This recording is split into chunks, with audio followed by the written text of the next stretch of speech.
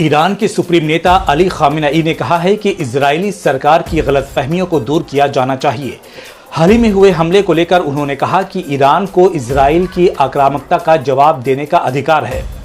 ईरानी supreme leader ने यह भी कहा कि इजरायली शासन ईरान के बारे में गलत अनुमान लगा रहा है, क्योंकि इजराइल अभी भी ईरान और यहाँ के लोगों को जान नहीं पाया है। यानी आसान शब्दों में समझें तो खामेनेई ने यह कहा है कि ईरान को इजराइल हल्के में ले रहा है। खबर है कि इजराइल के दूसरे दौर के हमले के कुछ घंटे पहले ही रूस ने ईरान को हमले की जानकारी दे दी थी। रूस और चीन ईरान का साथ दे रहे हैं। ईरान ने पहले ही कह दिया था कि अगर इजराइल ईरान पर हमला करता है तो उसे बड़ी कीमत चुकानी होगी। ईरान के पास ऐसे बैलिस्टिक मिसाइल हैं जिससे इजराइल के किसी भी जगह को निशाना बनाया जा सकता है। सऊदी अरब, कतर, ओमान, जॉर्डन, संयुक्त अरब अमीरात, मलेशिया के अलावा और भी कई बड़े मुस्लिम देशों ने ईरान पर हुए हमले की कड़ी निंदा की है। सऊदी अरब के विदेश मंत्रालय ने बयान जारी करते हुए कहा है कि सऊदी अरब इजराइल की ओर से किए गए हमले की निंदा करता है। ये ईरान की संप्रभुता और अंतर्राष्ट्रीय कानून का उल्लंघन है। वहीं मलेशिया ने भी कहा है कि इजराइल के लगातार हमले मिडिल ईस्ट के देशों को व्यापक युद्ध के कगार पर लेकर जा रहे हैं।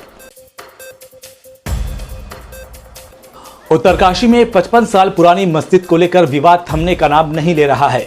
करीब 2 महीने पहले इस मस्जिद को अवैध बताने वाले एक हिंदू संगठन ने हाल ही में जनाक्रोश रैली का ऐलान किया था। इसके बाद शहर में माहौल तनावपूर्ण हो गया है। पुलिस और प्रशासन को सख्त कदम उठाने पड़े हैं। पथराव और लाठीचार्ज की घटनाएं सामने आई हैं। पूरे मामले में 8 नामजद और 200 अज्ञात लोगों के खिलाफ पुलिस ने मामला दर्ज किया है। इलाके में धारा 163 लागू कर दी गई है। पश्चिम बंगाल की मुख्यमंत्री ममता बनर्जी ने दावा किया है कि कुछ शरारती तत्व दिवाली के दौरान दंगा करा सकते हैं। सीएम ममता ने पुलिस अधिकारियों को सुरक्षा व्यवस्था बढ़ाने का निर्देश किया है। अधिकारियों को संबोधित करते हुए सीएम ममता बनर्जी ने दावा किया है कि दिवाली, काली पूजा और छठ पूजा समारोह के दौरान अशांति पैदा करने की साजिश रची जा रही है। एहतियात के तौर पर उन्होंने राज्य पुलिस से ऐसे किसी भी प्रयास को विफल करने के लिए समारोह के दौरान सतर्कता बढ़ाने का आदेश दिया है। मुस्लिम पर्सनल लॉ बोर्ड के अध्यक्ष मौलाना खालिद सैफुल्लाह रहमानी ने वक्फ बिल को लेकर बड़ा बयान दिया है। उन्होंने कहा है कि इस बिल को हर हालत में रोकेंगे और जरूरत पड़ी तो जान भी दे देंगे।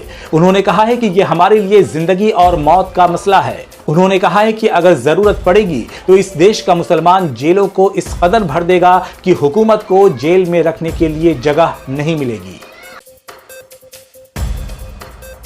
बिहार उपचुनाव की वोटिंग से पहले बड़ा सियासी खेल देखने को मिल रहा है। बिहार बाहुबली नेता रहे पूर्व सांसद मोहम्मद शहाबुद्दीन के बेटे ओसामा शहाब आरजेडी में शामिल हो गए हैं।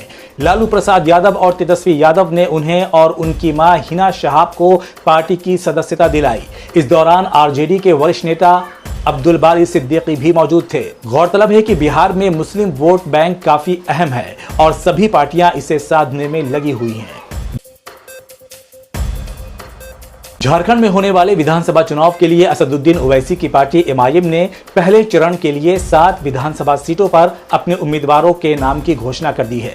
पार्टी जिन 7 सीटों पर चुनाव लड़ने जा रही है उनके नाम हैं पाकुड़, महागामा, रांची, जमशेदपुर पश्चिम, बड़कागांव, चतरा और गढ़वा है। माना जा रहा है कि एमआईएम दूसरे चरण की सीटों पर भी अपने उम्मीदवार उतार सकती है। महाराष्ट्र विधानसभा चुनाव में असदुद्दीन ओवैसी की पार्टी एमआईएम ने औरंगाबाद ईस्ट सीट से इम्तियाज जलील और औरंगाबाद सेंट्रल से नासिर सिद्दीकी को मैदान में उतारा है। इम्तियाज जलील एमआईएम के पूर्व विधायक और पूर्व सांसद भी हैं।